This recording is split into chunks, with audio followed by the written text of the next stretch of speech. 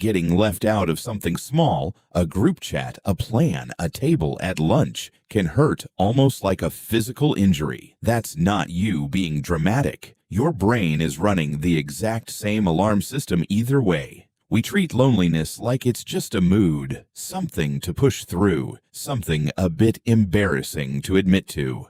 Just get out more. Just make new friends.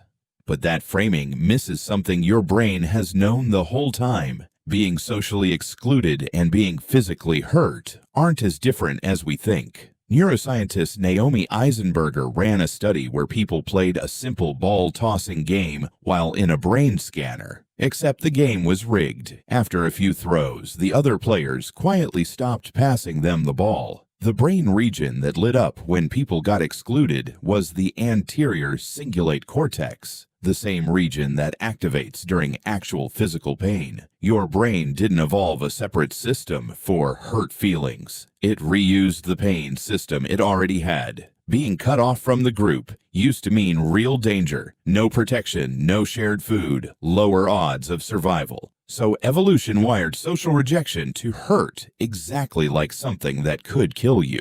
Here's the part that reframes everything. This means chronic loneliness isn't a personality flaw or a sign you're bad at people. It's closer to walking around with a persistent, low-grade physical pain that nobody else can see, and that most people have been taught to hide instead of mention. It also explains why loneliness doesn't just feel bad. It wears the body down. Studies have linked prolonged loneliness to elevated stress hormones and worse long-term health outcomes, on par with other major physical risk factors. Your body isn't being dramatic. It's responding to a real threat signal over and over for as long as the isolation lasts. None of this means loneliness is untreatable or permanent. Pain signals are exactly that. Signals, not verdicts. The same way physical pain tells you to move your hand off a hot stove, social pain is your brain telling you something needs attention. A call you've been putting off, a friendship you've let go quiet, a room you haven't walked into in a while. The move isn't to tough it out silently, since the whole point of the pain